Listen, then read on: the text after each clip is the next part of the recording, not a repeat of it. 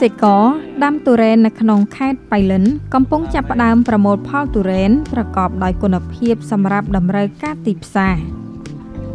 នៅក្នុងខេត្តប៉ៃលិនមានប្រជាកសិករចំនួន86គ្រួសារបានប្រកបរបរដាំទុរេននិងមានផ្ទៃដីដាំដុះសរុបចំនួន194ហិកតាមានដើមទុរេនសរុបចំនួន24407ដើមនិងមានដើមទុរេនកំពុងប្រមូលផលចំនួន7840ដើមនេះបើតាមលោកផាន់សុផាណារ៉ាប្រធានការិយាល័យសេដ្ឋសាស្ត្រនិងផលិតភាពកសិកម្មនៃមន្ទីរកសិកម្មរុក្ខាប្រមាញ់និងនេសាទខេត្តប៉ៃលិនលោកទូចប៉ង់ជាកសិករដាំដំណាំទុរេនម្នាក់នៅក្នុងភូមិកូនភ្នំក្នុងសង្កាត់អូតាវ៉ៅក្រុងប៉ៃលិនខេត្តប៉ៃលិនលោកមានដីដាំទុរេនចំនួន 1,5 ហិកតាដាំទុរេនសរុបបានចំនួន200ដើមនិងមានទុរេនដែលកំពុងប្រមូលផលចំនួន120ដើមនៅក្នុងឆ្នាំ2026នេះការប្រមូលផលទុរេនរបស់គាត់ត្រូវចាប់ផ្ដើមនៅចុងខែឧសភានេះនិងបន្តរហូតដល់ចុងខែមិថុនាឆ្នាំ2026ដោយតាមការប៉ានប្រមាណគឺអាចប្រមូលផលបានប្រហែល4តោនលោកទូចប៉ង់បានបញ្ជាក់ថាទុរេនរបស់គាត់ដាំជាលក្ខណៈធម្មជាតិប្រើប្រាស់ជីកំប៉ុស្តធម្មជាតិហើយការប្រមូលផលទុរេនក៏តាមបែបធម្មជាតិមិនប្រើសារធាតុគីមី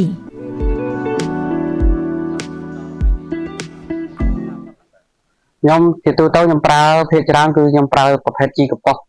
ខ្ញុំធ្វើជាជីកំប៉ុស្តធ្វើខ្លួនឯងប្រើទៅតាមដែលអ្វីដែលយើងធ្វើចេះធ្វើកន្លងមកហ្នឹងណារៀនតាមតគ្នាហ្នឹងធ្វើជាប្រភេទជីកំប៉ុស្តអាចគោកអាចមន់ហ្នឹងបងអាចទៅមើលខាងលើឃើញណាមានបនុកមួយហ្នឹងគឺសម្រាប់ដាក់នៅពេលផ្លែនិងប្រមូលផលហើយដាក់បន្តទៀតហើយទុរេននេះចាប់ផ្ដើមប្រមូលផលនៅថ្ងៃហ្នឹងតែម្ដងហើយនឹងបញ្ចប់នៅក្នុងខែ6ថ្ងៃទីថ្ងៃទី25នេះចាក់អស់បច្ចុប្បន្ននេះខ្ញុំអត់បានបេះយកទៅបន្ទុំទេដោយតែឧទាហរណ៍ថាខាងបងកំងខ្ញុំ20-30ផ្លែខ្ញុំកាត់យកទៅបន្ទុំឲ្យដល់ពេលចិត្តទុំហើយបានខ្ញុំបញ្ជូនទៅតាមអតិថិជនដែលគាត់កំងអត់បានបេះហើយបញ្ជូនទៅអត់បេះទេព្រោះខ្ញុំធ្វើអញ្ចឹងដើម្បីឲ្យកុំឲ្យខូចគុណភាពរបស់ខ្ញុំអញ្ចឹងកន្លងទៅផងខ្ញុំបានជោគជ័យកន្លែងហ្នឹងដែលគេរហើយរទៀតដែលគេហូបឆ្ងាញ់ណាខ្ញុំយកទៅដាក់នៅផ្ទះរយៈពេល2យប់ឲ្យស្ងួតហើយជាតិទឹកអស់បានខ្ញុំបញ្ជូនទៅបើគាត់យកទៅដល់ចង្ការគាត់ទុំមែនប៉ុន្តែវារៀងអៅបងហូបអត់ឆ្ងាញ់ទេលោកទូចប៉ង់ក៏បានបង្ហាញពីការកត់សម្គាល់មួយចំនួនរវាងទុរេនរបស់កសិករខ្មែរនិងទុរេនរបស់កសិករថៃដែលកំពុងតែរងភាពអាសោចនៅលើទីផ្សារអន្តរជាតិបើសិនជាផលប្រទេសគេមកផ្សេងយើងអាចមើលដឹងខ្លះមួយចំនួនដោយសារប្រភេទផលគេធ្វើមកទី1ខ្ញុំសម្គាល់មើលទៅលើការគេបេះគេអត់បានបេះទុំដូចយើងទេគេបេះតែត្រឹម 80% 85% 90% គឺគេប្រមូលយកមកលក់ឲ្យយើងអញ្ចឹងយើងអាចមើលដឹងថាតរេនយើងនៅរបៀបម៉េចរៀនគេរបៀបម៉េចអញ្ចឹងទៅលើការសម្បុរវាហ្នឹងបើផលគេសម្បុររៀងខៀវរៀងថ្លាបើនៅថាគេអត់ទាន់គ្រប់អាយុទេប៉ុន្តែគេដាក់ថ្នាំដើម្បីឲ្យគ្រប់អាយុយកមកលក់ឲ្យយើងហ្នឹងដឹងហ្នឹងនៅសម្គាល់តែកន្លែងហ្នឹងបានអត់អីទេតែបើផោះយើងជាទូទៅគឺផ្លែអញ្ចឹងអត់សូវស្អាតប្រហែលទេដែលយើងធ្វើលក្ខណៈជាលក្ខណៈធម្មជាតិផ្លែវាអត់សូវស្អាតប្រហែលទេប៉ុន្តែយើងមើលដឹងថាពេលវាចាស់ខ្លាំងគឺដឹងថាតរេនហ្នឹងនៅកន្លែងណាហើយជាទូទៅខ្ញុំដឹងនៅទឹកជ្រលក់ហ្នឹងគឺជាប្រភេទនៃថ្នាំរោគបងថ្នាំសម្លាប់មេរោគពួកប្រភេទសត្វល្អិតអីនោះទៀតហ្នឹងឬមកក៏ធ្វើឲ្យអាលួយហ្នឹងនៅក្នុងទៀតហ្នឹងគេធ្វើឲ្យអាលួយទេប៉ុន្តែវាមានថ្នាំមួយយ៉ាងទៀតគឺដាក់ឲ្យទុំលឿននៅក្នុងទឹកជ្រលក់នឹងជាមួយគ្នាអាហ្នឹងអាសារធាតុវាដូចជា DD1 អាធាតុវាធ្វើឲ្យទុំលោកទូចប៉ង់កសិករដាំទុរេនជោគជ័យម្នាក់នៅក្នុងខេត្តប៉ៃលិនបានបញ្ជាក់បន្ថែមថាការដាំដំណាំទុរេនត្រូវការបច្ចេកទេសនិងការយកចិត្តទុកដាក់ខ្ពស់ដូច្នេះប្រជាកសិករដែលមានបំណងដាំដំណាំទុរេនត្រូវសិក្សាពីបច្ចេកទេសបទពិសោធន៍ឲ្យបានច្រើនជៀសវាងមានការបរាជ័យខូចខាតបាត់បង់ថវិកាគ្រួសារចង់និយាយថាពាក់ព័ន្ធនឹងទុរេនគេថាពិបាកថែទទួលយក mình của bạn thái còn từ tôi rồi trong tha bây là dương chết cứ ở của bạn đây tay bỏ chết của bạn bằng của bạn khăn bằng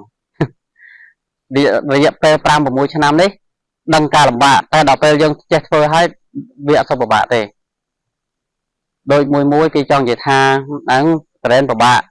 trong cái đào khăn pe từ chuyện khăn pe còn tay đào pe nhom từ riêng này phải chạy cái tên nó khang mà lê khang ấy là để kê và riêng nắng cái tha cho bộ cái đào hai giờ mình ropa ra mà đã chấm mạch nắng đây nhom từ từ rồi đây nhom phơi ban chốc chày pe pon từ lơ ca làm bá này thì họ là trên ca màu chẳng vì tranh trôi màu từ mùi nó ăn làm bạ tề tai bộ sân nó có phơi trâu không mà chả ca nó có phơi trâu chẳng pe là chập đam fly pan con đấy chập đam tranh trôi máu cứ ru ở hải bộ dân tôi bật chọc lại năng chẳng có tràn pra nam kỳ mi bật cắt bật đạch ấy chẳng rư mà có bạ trôi bạ chóp có chóp và ta chóp thế có virus chọc năng cào làm bạ lại năng tai bộ dân đăng vía dân thơ trôi ban smile lõ chẳng việc ở đây chấm nói đôi thôi nhom chị đào trong vậy tha hai đây bàn phạt nhóm cho bàn chán hay ăn nghe lệ để tìm muối pe lợt ca máu cứ này ca nhưng mà tục tràn để nhưng tục mà con nó đây ở vậy để vì chọp nó tam mà con này nhưng mà tục tràn để dân đập pe fly mà tiết nhom này bay trao tiết đời chân đào năng ẩn pe ẩn vì chậm đâm sầm rộng màu này trên châm fly đập bên châm fly cứ trôi này vì chả là móm cứ vì này toàn châm trôi tết cứ mình châm fly vậy chân thôi nhưng mà rồi còn là thà xa dương có món tam thô mà chết trán cứ play ở sau ban sạch này ភាពជោគជ័យរបស់លោកទូចប៉ង់ប្រជាកសិករដាំទុរេនក្នុងខេត្តបៃលិនគឺបានបង្ហាញពីការយល់ដឹងនៅបច្ចេកទេសនិងបទពិសោធន៍យ៉ាងច្បាស់លាស់ក្នុងការធ្វើកសិកម្មរបស់ប្រជាកសិករខ្មែរនិងការផលិតបាននូវផលិតផលមួយដែលមានគុណភាពនិងបរិមាណសម្រាប់តម្រូវការទីផ្សារទាំងក្នុងនិងក្រៅប្រទេសដែលបានលើកស្ទួយដល់សេដ្ឋកិច្ចគ្រួសាររបស់ប្រជាពលរដ្ឋកម្ពុជាក៏ដូចជាសេដ្ឋកិច្ចរបស់ប្រទេសជាតិទាំងមូល។